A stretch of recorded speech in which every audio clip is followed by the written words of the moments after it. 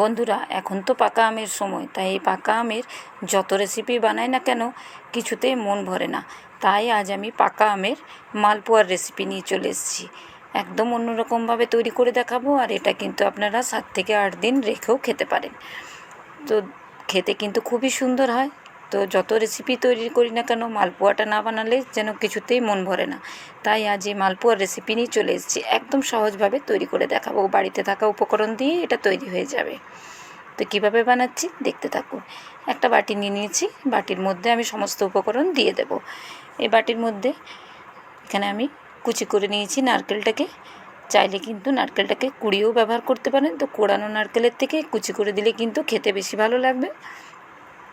তো এখানে আমি অর্ধেকটা পরিমাণ নারকেলকে কুচি করে নিয়েছি, আর এখানে আমি 1 বাটি ময়দা নিয়েছি। তো সমস্ত উপকরণ বাটি মেপে নিচ্ছি, আর 1 বাটির থেকে একটু কম আমি এখানে আমের পাল্টা নিয়েছি। তো আমটার শাঁসটাকে বের করে মিক্সির মধ্যে একটু ঘুরিয়ে নিয়েছি। এর মধ্যে আমি গুঁড়ো দুধ 4 চামচের মতো দিয়ে দিলাম। এবার এর মধ্যে আমি আটা দিয়ে দিলাম 1 বাটি পরিমাণ, মানে সমস্ত উপকরণ 1 বাটি মেপে আমি দিচ্ছি। আর এই যে এই বাটিটার মেপে আমি সমস্ত উপকরণ অ্যাড করেছি। আর চিনিটা আমি দেখুন 1 বাটির থেকে একটু কম ব্যবহার করলাম, কারণ আমটা এমনিতেই খুব মিষ্টি, সেই জন্য আমি এখানে চিনির পরিমাণটা একটু কম দিয়েছি। আপনারা যদি একটু বেশি মিষ্টি খেতে পছন্দ করেন সেক্ষেত্রে একটু বেশি দেবেন। তো আমি এই বাটির মাপ করেই সমস্ত উপকরণ অ্যাড করেছি, আর আপনারা যদি পরিমাণ বেশি করতে চান সেক্ষেত্রে পরিমাণটা একটু বাড়িয়ে দিতে পারেন। তো এখানে আমি 4 চামচ গুঁড়ো দুধ দিয়েছি, আর আপনারা চাইলে কিন্তু এই ব্যাটারটা দুধ দিয়েও মেখে নিতে পারেন, তবে আমি এখানে গুঁড়ো দুধ ব্যবহার করেছি, তাই এখানে আমি কিন্তু জল দিয়ে ব্যাটারটা তৈরি করে নিচ্ছি। প্রথমেই খুব একটা জল ব্যবহার করবেন না, অল্প অল্প জল দিয়ে একটা সুন্দর ব্যাটার তৈরি করে নিতে হবে, কারণ মালপোয়ার ব্যাটার খুব একটা পাতলা হবে না। তো এই অল্প অল্প করে জল দিচ্ছি আর সুন্দর একটা ব্যাটার তৈরি করে নেব। দেখুন কিছুক্ষণ খুব ভালো করে মিশিয়ে নেওয়ার পর ব্যাটারটা কালারটা দেখুন কি সুন্দর এসছে।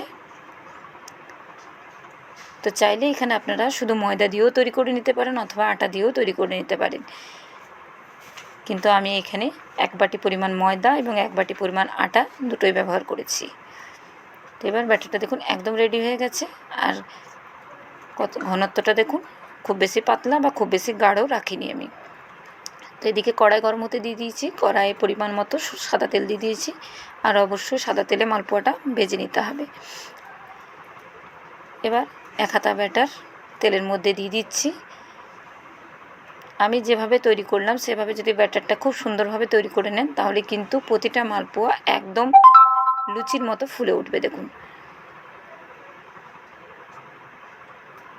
তো দেখুন কি সুন্দরভাবে ফুলে উঠেছে।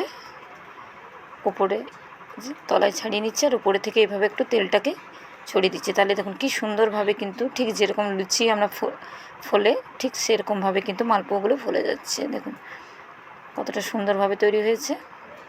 এবার এটাকে উল্টে দেবো আমি, তো এটা একটু সাবধানে করতে হবে। তো দেখুন কতটা সুন্দরভাবে, আর কালারটাও খুব সুন্দর এসছে।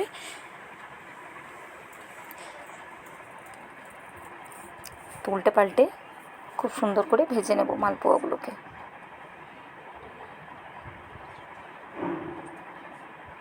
আর যারা তৈরি করতে হয়তো পারেন না তারাও যদি এভাবে তৈরি করেন একদম পেরে যাবেন তৈরি করতে, বাড়িতে কোনো অসুবিধা হবে না, কোনো ঝামেলা ছাড়াই আপনারাও তৈরি করে নিতে পারেন, কারণ বাড়িতে থাকা উপকরণ দিয়ে এটা হয়ে যায়।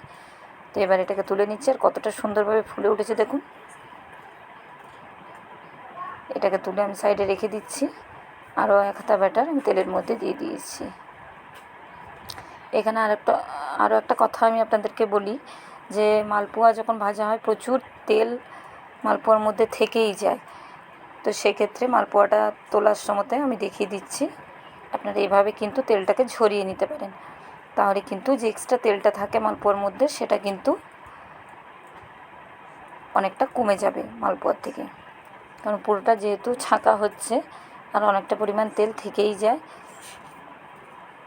তো এবার এই যে আমি আরও একটা বড় চামচ নিয়েছি, চামচ দিয়ে একটু মধ্যিখানটা একটু হালকা করে চেপে দিচ্ছি, তাহলে দেখুন এক্সট্রা তেলটা কিন্তু ঝরে আমার পড়ে যাচ্ছে। তাহলে এইভাবে যদি মালপোয়াগুলো করে নেওয়া হয় তাহলে কিন্তু এক্সট্রা তেলটা আর থাকবে না। ঠিক একই রকমভাবে সমস্ত মালপোয়াগুলোকে আমি তৈরি করে নিয়ে দেখাচ্ছি আপনাদেরকে। আরও একটা মালপোয়া দেখিয়ে দিচ্ছি, দেখুন কত সুন্দরভাবে প্রতিটা মালপোয়া কিন্তু আমার একদম ভালোভাবে ফুলে উঠেছে। তো আমার রেসিপিগুলো ভালো লাগলে লাইক কমেন্ট শেয়ার করতে ভুলবেন না। অবশ্যই চ্যানেলটিকে সাবস্ক্রাইব করার অনুরোধ রইল সকলকে। যে সকল বন্ধু ফেসবুক থেকে দেখছেন অবশ্যই আমার পেজটা ফলো করার অনুরোধ রইল। আর গুঁড়ো দুধ দেওয়ার কারণে মালপোয়াগুলোর স্বাদ কিন্তু দুগুণা বেড়ে যাবে। এমনিতেই আমের জিনিস যে কোনো রেসিপি খেতে খুবই সুন্দর হয়। তো এইভাবে মালপোয়াগুলো করে কিন্তু আপনারা 7 থেকে 8 দিন রেখে দিতে পারেন। খেতে কিন্তু খুবই সুন্দর হয়, কোনোভাবেই খারাপ হবে না। আর দেখতে কতটা লোভনীয় হয়েছে দেখুন।